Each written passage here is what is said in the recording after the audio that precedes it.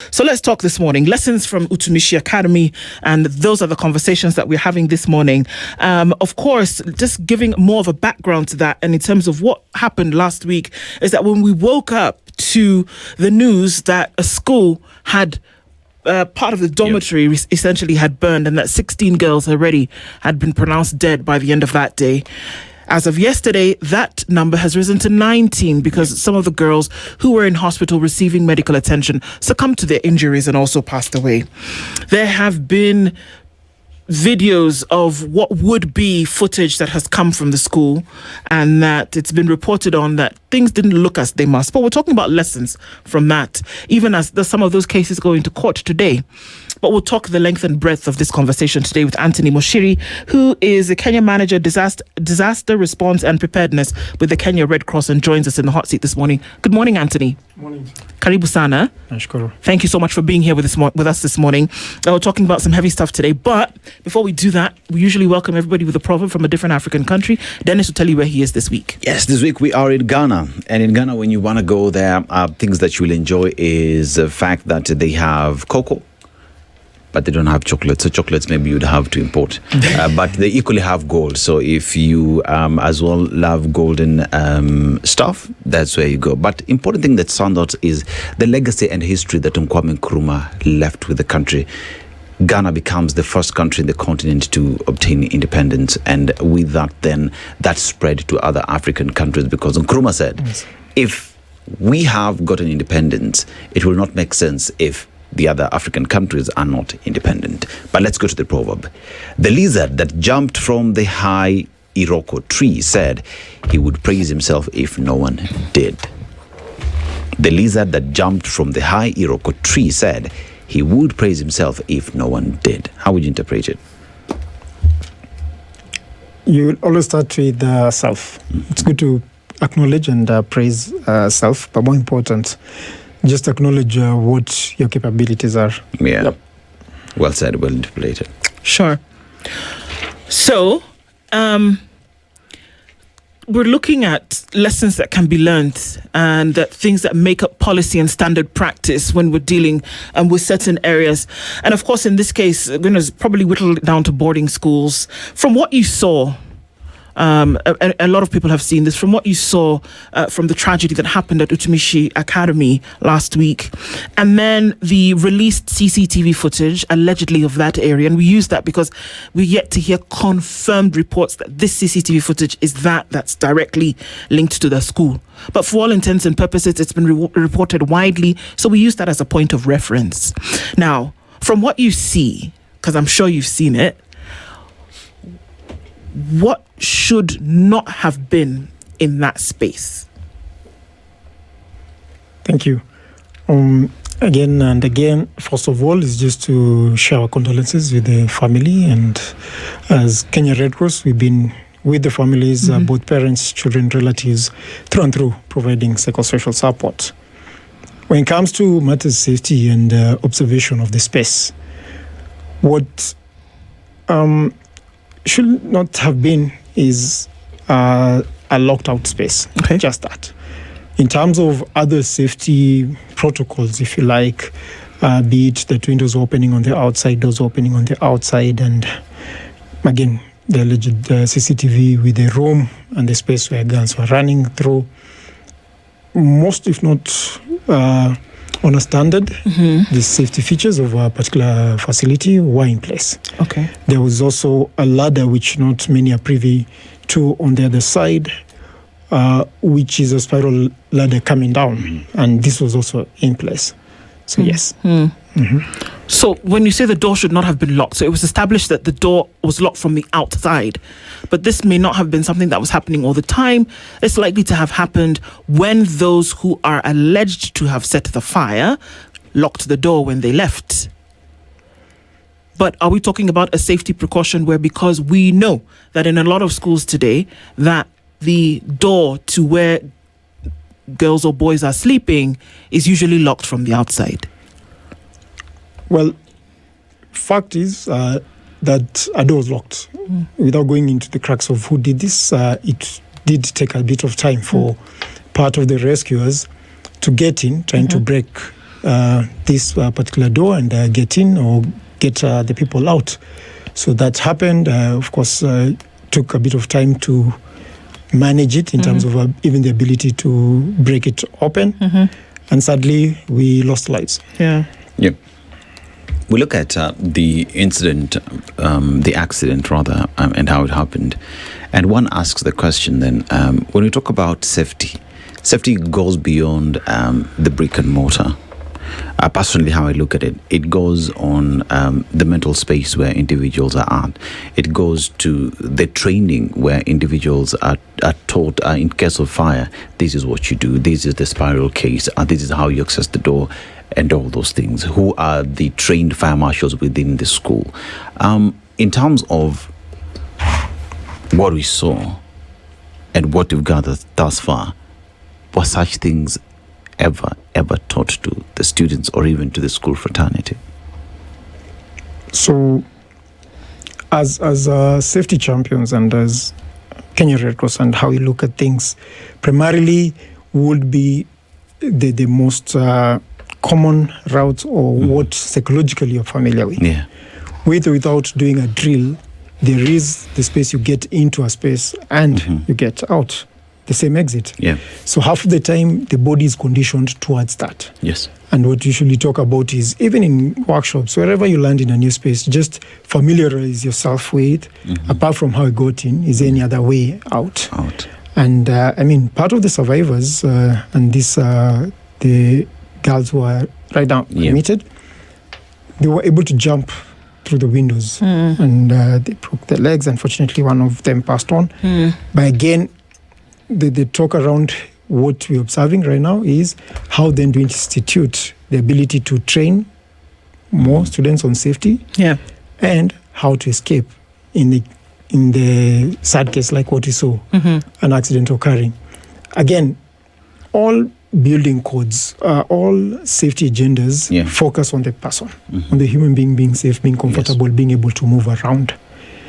The talk around, do we practice? Do we think around who and how to get out? Is not something that we need to institute. I mean, when you look at the CCTV camera of that dormitory, we could see some of the blockades that were on the path in case anyone wanted to run away, and that was the beds that were on that pathway, And when you talk about safety, any access point, any access route needs to be clear at any given point to just help with the same as well. Having seen that, then what would be moving forward in terms of standards, in terms of quality assurance that needs to be put in place? Because unfortunately, we learn from such incidents for us to improve in the future. I like when you say learn, Dennis, because we're taking it all as a lesson and a burden, and we can only get better from this lesson. Number one is, yes, moving forward, institution of CCTVs, whereas this is also a private space, is needful. And it has shown us in a decent way that really we can get to the crux of the matter whenever investigations have to be done. Again, psychologically, it will deter others from doing the same. So long as the CCTV is now instituted in dormitories and things like smoke detectors, CCTVs in a big way deter more than they actually would be used just for investigations. The moment someone knows they're under watch, they would conduct themselves in a different way. So going by that, I would say, yes, this is a good way forward, even for the institutions that don't have CCTVs, number one. Number two, the including smoke detectors in dormitories. Smoke detectors are a cheap gadget. I think if government or institutions, even before it becomes policy or law, could institute having smoke detectors, then we are in a big way reducing the risk, meaning that, for instance, if psychologically these girls wanted just to create fear and tension and everyone disperses, then they would use like a smoke detector, just have it blaring and going off, but not necessarily lighting a fire. I don't want to say this is a way forward, but all I'm saying is it's a lesser risk. Can we reduce the risk by knowing if smoke is detected, people are able to be alerted and get off safely, even before it becomes like a huge fire.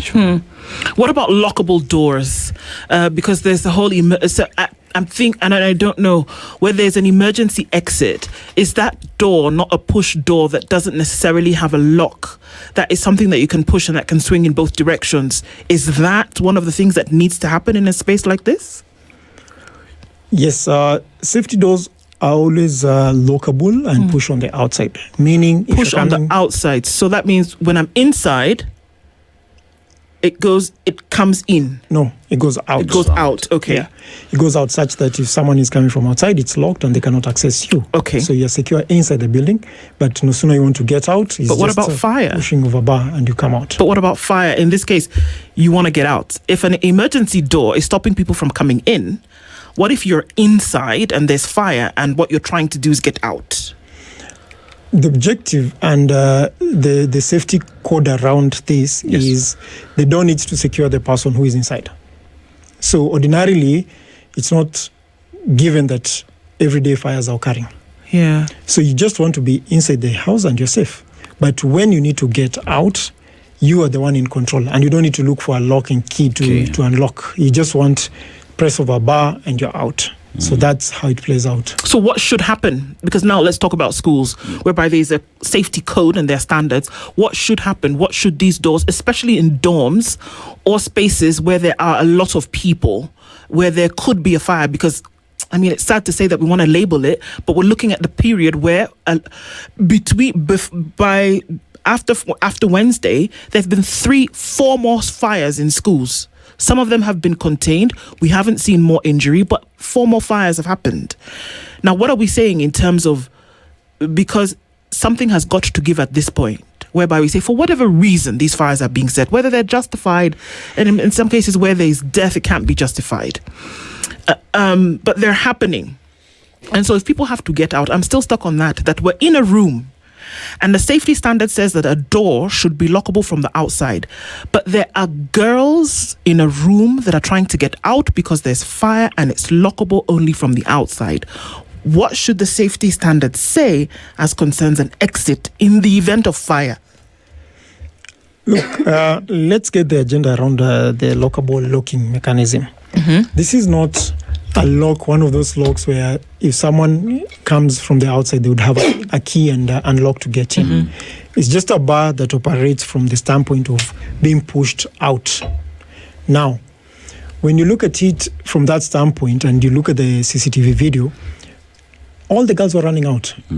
So it's easy to focus on the person right at the center of the incident as opposed to the second party, the third party who are coming to rescue you. Okay. And you should be able to move out even before rescuers come in. So the ability just to leave the space. So with that being said, I would want to even push, even if we don't have these self-locking doors that can unlock from the inside, doors should not just be locked in the first place at night. Look at it this way. One door was not locked, and the other one was. Okay. It should just not be locked because in any case, if anyone wanted to exit, they would exit from the other side. So why lock? After students exit and go for classes, then there could be someone who is governed with that locking and coming to unlock during the day. But ordinarily at night, they should just be left open. Okay. I want to look at when you look at construction of these dormitories, right? There is an architect who comes in and let's say all the stakeholders, engineers, structural engineers, and everyone who's in there.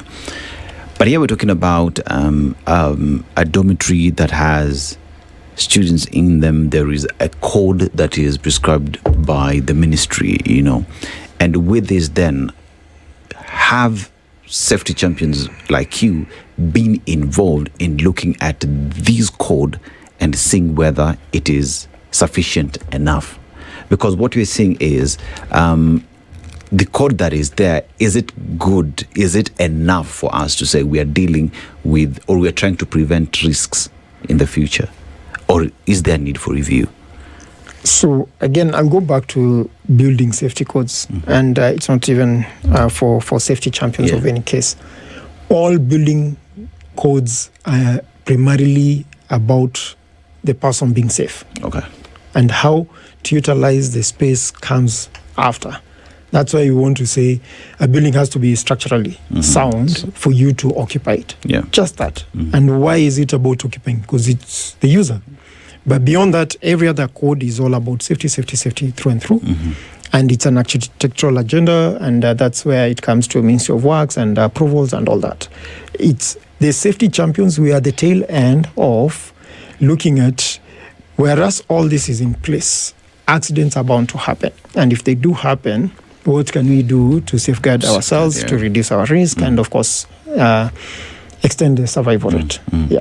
Have we done where we sit today, and having seen what happened in Utumishi, and you have to read this together with other incidences that have happened in the country. Like we've said, unfortunately, this is that season where we're seeing a lot of schools going up in flames. Have we done enough for us to say, or for us to confirm to parents out there that our schools are safe? I would say yes, and I come from numbers. Yeah. What is the probability of numbers in terms of how many schools exist in the country vis-a-vis the number of incidents? And you'd want to match up that with, again, just the number of vehicles vis-a-vis number of accidents occurring and the likes. But bring it back to the rules and regulations that govern agendas, and look at the psychological bit where it will get someone to light a fire in a space where others are occupied. So we really have to step back and look at the real cause of all this, as opposed to how we're looking at symptoms right now. And I think that's exactly where I wanted us to get to, because here we are looking at building code, we're looking at the doors need to look this way, we need spirals on the other end. But remember, there is a push behind why, unfortunately, those students lit up that fire. And most of the time is you hear, when you are in school, you're there to be seen, not to be heard. We're talking about individuals whose opinions, they have opinions, their opinions have not been taken in. Then how important is it for us to have an education system that listens, an education system that takes a student as well as an important stakeholder in that space? So, Dennis, this has happened. Yes. If, as Kenya Red Cross, our bit will be a very neutral standpoint, to the point of how can we help the survivors, how can we help the ones who are healing out of this grief and the likes. As much as there is that big obligation and responsibility by all, and this is a society agenda in how we get our people to air out whatever they're going through, then that could be a very different conversation, and a big one for that matter. We could explore some spaces. We're in the age of social media. Are there media spaces that allow people to vent and for communication to come back to school, as opposed to every day going on strike or mandamano? Are there venues that can have this explode? Currently, within Kenya Red Cross, we have the 1199, and we receive all manner of calls. And I'll tell you for free, over 50% of the calls we receive right now, since we opened the line, over 60,000 calls have been handled. And 50% of these calls are mental health related.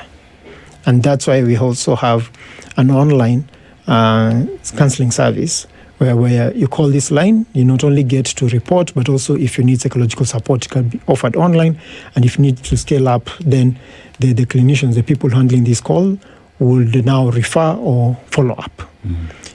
Can we institute similar fashions of open, free to call lines where students know they can be airing their grievances and they'll reach the authorities?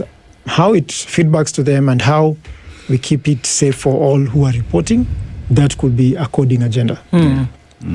Some of the things in the safety standards for Kenyan boarding schools is interesting because, unfortunately, it is when these disasters occur that we realize that the standards are not met, but yet they are in operation. Dormitories should have multiple exits. Multiple in this case is more than 2. And doors that open outward. Windows should not have grills that could trap learners during emergencies, such as fire. Emergency exits must be clearly marked and easily accessible. Beds should be spaced at least 1.2 meters apart, with corridors at least 2 meters wide to allow evacuation. Now, this is interesting because fire safety is also mentioned in these standards.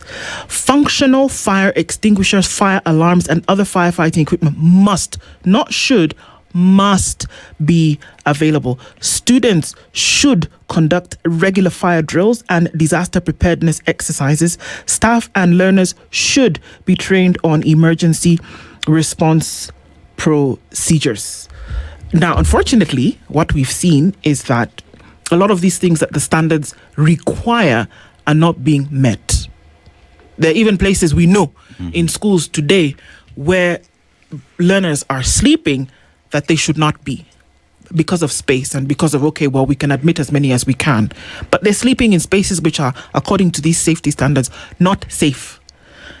What should we do? Because the safety standards were established after a committee came together. And I know we're not going to go political, but a committee came together not once, not twice, not 3 times, Anthony, not 4 times.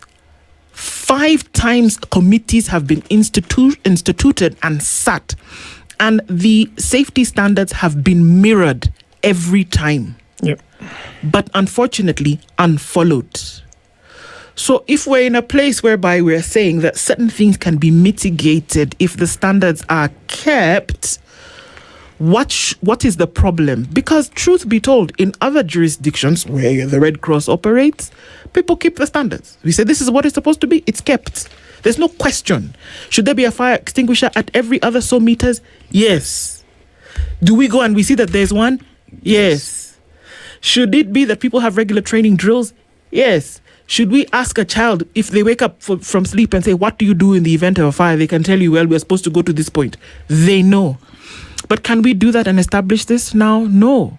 Unfortunately, we're having horror stories now of particular girls who were trying to go get other girls out of spaces, and then she ended up dying as well from this. So there are standards. And that whether we want to look at the cause, whether we want to look at who lit the fire, we're saying in the event, like you said, the fire is here. Mm-hmm. Now, if there are certain things in place, then perhaps we would have then been able to mitigate. So what do we do, since it's very clear that over the last 20, I don't know how many years, we're unable to entrench these standards? And I say unable because surely we should have. Because we wrote them for ourselves. Yeah. And the committees have sat with experts over and over again, but it seems like it cannot be done. So part of our collective responsibility, and this is an opinion to parents, being one of them, is it's high time we also take matters into our own hands and demand. When I say demand is, by the time you're registering a child to a particular school, it could just be as easy as asking for video evidence of drills that have been conducted in the past 1 year, maybe last 6 months, however the routine would be or called for. So what that will set is a system where students and schools, again, as you read it out, must do this. If they're not doing, then there is intentionality behind it, where not only did we do them, we did record. And whenever we're having these parents' association meetings or board meetings, then our board is able to review how we did this. So as a routine and going forward, this needs to come out as a practice, and evidenttly so through recordings. That way, over and over, we'll appreciate that this we've been doing and we are familiar with them. Goes in line with what we're trying to do as a localization agenda for Kenya Red Cross is train school-going children first aid for free en masse. Because they're young, they'll understand the skills, and as they grow up, they'll be pretty familiar with, I learned this growing up, and it's inculcated in them. You've heard of the parent who was talking about the sad incident you've mentioned. The girl tried to go back. She used to be in a Red Cross club, and she used to train people through and through it's unfortunate that this particular time she also went over and above to try and rescue. Unfortunately, she paid the price. But again, if you can teach at that young age, and if you can do routine drills, which are recorded, then it starts to set a precedence where we know we're doing a drill, how comes it's not being recorded? Even the students will question. Yeah. Anthony, what we're doing right now is we are reacting to an incident that happened. Yes. Yet, all we need to do is to perhaps move with the intention of preventing these from happening. And that is now everything that we're discussing here that needs to be put into place. From lessons that you've learned now, and saying that never again, what must we all do right now moving forward, whether you're a parent, you are a teacher, students, and the government, to say we are finally putting our boots down to stop this from ever happening again? What must we see happening? What must we do? I'll take it three-part. One, provide avenues for grievances. Provide avenues for people to just let out. There's a lot going on, there's a lot happening, and for whatever reasons, as I said, 50% of the callers are mental health related. Can we get a space where mental health is being handled in a bigger realm of things? Secondly, can we be proactive to say, whereas all these standards are put in place or need to be put in place, it's me, the user, who's going to be affected. As such, I need to practice for the worst case scenario. I need to be alert to one day it will happen. As a disaster manager, we learn, we train, we keep on practicing, but pray not to use our skills. Because it will always be a hard time. It will always be a rough one. No one wants just to be a rescuer. No one wants to be a hero. We have to do it because it's a calling. Yeah. Last but not least is continuous review. We unfortunately don't even look at maintenance of our systems and the likes.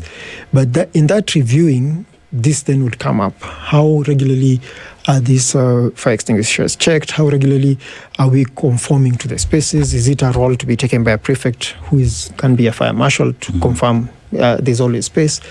We see the routines airlines do. It's not to say that the planes won't go down, but the safety routines around every takeoff are instituted and are a must. So if things are a must, why not bring them down to our local levels where we're saying we're going to the dormitory, part of orientation into this dorm is these are the exits, this is what you do during fire, whenever you're running out, don't collect belongings. All that, we can become a part of routines if rules are put in place and we abide by them. Why would it, because when we look at safety, the institutions who would understand that this is what needs to be done, that there's a set that you must follow. And it sounds like almost an unfair question, Anthony, but why would it take that people die in such a grotesque manner for then anybody to realize, okay, hang on, perhaps we should actually institute this thing and make sure that we are safe so that we can either reduce the severity of the calamity or avoid death completely? Why would it take something like that for, I mean, in the safety circles, do you find that it's when something so calamitous happens that we realize, hey, okay, perhaps I should take it seriously? And that's kind of like what insurance does. You buy the thing and you keep it just in case. And until it happens is when you realize that, okay, this makes sense. But putting a fire extinguisher and you think, okay, this thing's been there for 12 months and nobody's used it. Okay, we put sprinklers, internal sprinklers in the thing and it's been expensive feat and it doesn't really work. Okay, we have smoke detectors, but we've not had a fire in, I don't know how long. But in the event that there is a fire, you will pray to God that you had some of these things, I mean, we're yet to see if Utumishi had a fire extinguisher in the hallway. I mean, for crying out loud, there were beds in the corridor, So we don't know whether those things existed. But why is it that from your circles that it's in the event of a disaster that we then say, oh, wait, I must make sure that I have a fire extinguisher, all of these other safety measures. Remember, we had a code. Yeah, or remember, oh, snap, there was a code, So, respectively, so we draw from lessons. Things have to happen that we pick on lessons. Let me ask, for instance, right now, you mentioned sprinkler. where can you cite you've seen a sprinkler, and you can go check it out. Where have you seen a sprinkler in the last number of years? Well, Okay. I don't know if I can mention the name of the office, of course, because of branding things, but there are actually a couple in the Nairobi city that actually do have sprinklers in case of Yeah. But the over time, again. But in any schools, no. Reduced of that. In schools, we've never seen such. Number one. Number two, even right now in the codes, in the fire, say, escape fire safety write-ups that we have, if you look at the ones even in this building, they wouldn't have the spacing. They wouldn't tell us how much spacing needs to be in a particular space, but they'll tell you the assembly point is at a particular place. No, they tell you in schools. They say schools should not be less than 1.2 meters away from each other. Beds, for example. Corridors must be 2 meters in width. I was asking about the example in this building. The safety procedure for fire, whatever chart we have, does it show spacing? It doesn't show. All right. Now we are learning, unfortunately, from this incident, that it's very important that we include spacing as an agenda. Sure. I look at malls and I know the architects have done a good job at spacing out. Okay. But the next thing you know is in all these spaces, small little kiosks are put up, coming up inbuilt in the malls. Yeah. And these are escape routes. Okay. And I wonder, why would we allow so much space to be taken away, whereas there's so many people who can exit and all come to this space? Because we want to make money. So, thank you. The idea about spacing now is going to be a big agenda moving forward. Okay. As he said, as Dennis mentioned, if you look into the future, what are these practices that you're going to be enforcing? Now, it won't be just about have a fire extinguisher and have ability to exit, have ability to have a safe zone. Yeah. Okay?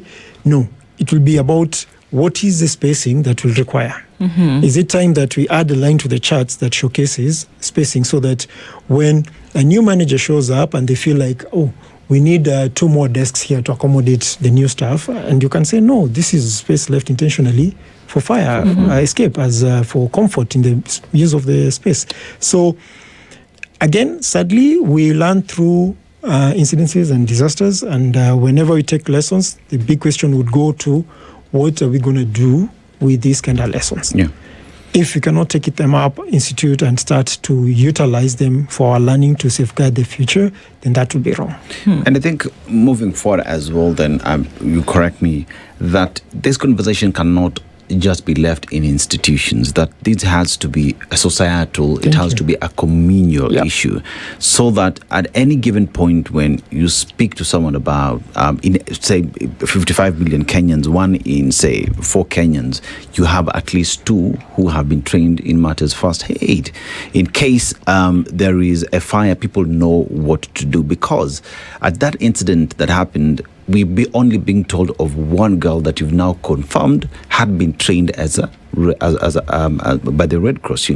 If we had 6, 7, we'd see a pool of individuals who know what to do when this happens. So, do you reckon then that as much as we're putting code into place, these are conversations that need to be pushed to be had on our dining tables, in our places of worship, at any given point where we can have this conversation? Yes. Similar to just how you handle litter, it needs to come down to a societal agenda where if I'm passing through a path and I come across litter, I can pick it and dump it. The same way you'd come to spaces and notice this is blocking the way, I need to move it away. It should be so routine that it becomes entrenched in us that I always need clear spaces. We always need to have this in place. And passing through a fire extinguisher, when is the last time you checked the expiry date of a fire extinguisher? It's just about servicing. And in any case, if you see that it's expired, who do you report to? So making it an individual and everyone responsibility is a good way forward, so that as we carry out life and do life, we just alert to this safety issues.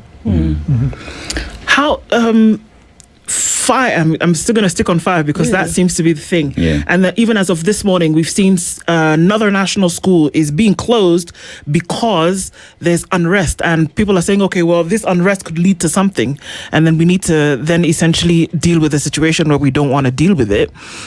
So it's still happening, and it's interesting because the second term of the school year is the year where we have seen more fires in the last 30 years than ever before. It doesn't happen in first term, doesn't happen in third term. It's in this very long term of the school year that these rumblings start. Now, when you say moving forward and certain things that need to happen,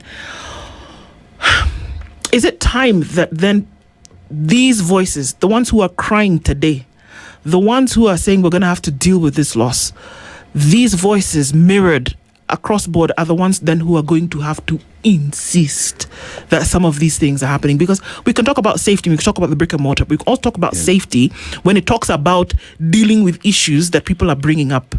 There are issues that come up.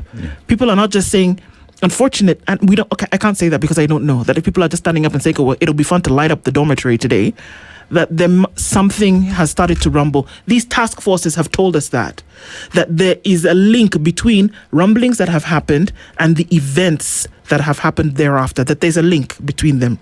But that aside, is it time for people to say, we insist, for example, to see what a dormitory looks like?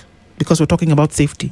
We know that in many schools today, even where my children are, that you're not allowed to go and see what the dormitory looks like, because the likelihood of it, of you laying claim to a certain demand then is higher. Is it time that people were involved in saying, can we see, number one?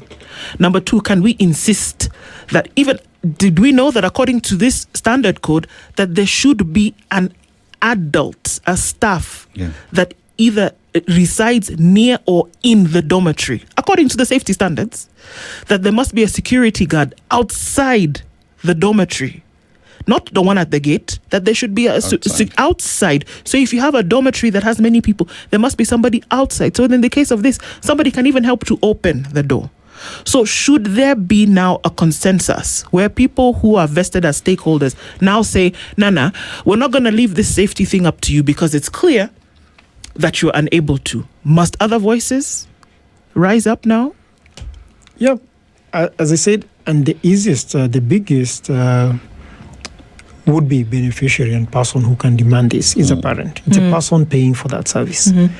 It's unfortunate there could be spaces where people are not allowed to see the dormitories, but if you're paying for a service, I better see what I'm paying for, number one. Number two, as I said, if we're going to do drills and practices or training for our students, then we should be proud to showcase them to will-be potential parents as part of advertising or as part of orientation. But better still, it will be so ingrained in us that when you're at home, the children will be asking, Daddy, how is our escape route procedure? What should we do in case of a fire? Because they know we did this in school, but we've not done it at home. Then these conversations become a daily thing, as Dennis was putting out whenever we're in dining spaces. Then it's conversations that are ongoing, as opposed to when it happens. You know, there is the aspect where it has been saying that the need for mental health conversations to be had is very critical, very, very critical. But then again, there is also, I think, the responsibility of the entire community or society, because information or reports you're getting is that there was procurement of flammable materials. Paraffin has been mentioned. We're not sure about that. But that it behoves upon every other person out there, because one would say this is a child. Why are they purchasing paraffin? So it is not only a conversation that will say it is only schools to have, that you take care of your business. We will install CCTV cameras, but do we even have anyone who's manning the CCTV cameras at the time? Because if there was someone manning the CCTV cameras as a security matter, then would be able to see what exactly is happening, perhaps act as well. So we will put all these things in there, but if we do not have other processes at the back to just ensure that they are working optimally, we're not really doing much. So here is a question of, anyone comes to buy kerosene paraffin, diesel, petrol, perhaps request for an ID, know exactly what this individual is going to use. I don't know, just making sure that it's difficult for anyone to purchase these things moving forward. Because if it's a child, you're selling to a child, I think you shouldn't sell to a child to start with. Well, Dennis, I'll bring you back to reality. Okay. If you go out there and see the queues, everyday life, people buying paraffin, a good majority is children. Children are sent for paraffin for home use. That is normal. And shouldn't even be a big worry. And I get where you're coming from. Yeah. Petrol is in a big way controlled, and that's why even plastic are not allowed. But coming back to what we talked about earlier, how as a society we institutionalize some matters, safety, to the point where that should not be fathomable. Yeah. You should not imagine a child setting fire on another person. Where is this coming from? So for me, I'll go big on safety. I know it's not part of our culture in terms of how big we go on safety. First of all, just general skills, generally to everyone. How much of coverage do we have with people with, say, first aid skills? Second of all is how much are people willing to help others? You see accidents are along the way, but we slow down, peep, and move on. Why is it that people don't care much to come out and help? Again, what are you helping with if you don't have the skill? So we'll want to address the skill agenda by doing a mass training to schools and different institutions, and then come to now the responsibility that is inherent. Whenever you have a skill, there's that responsibility that comes with the need to utilize or just assist because you know what you're doing. If you don't know, you wouldn't care much and we wouldn't judge you. Again, goes back to the Good Samaritan law where you cannot question anyone who didn't help because they were not able. They didn't want to risk themselves. They're not required to help. But for me, that's big.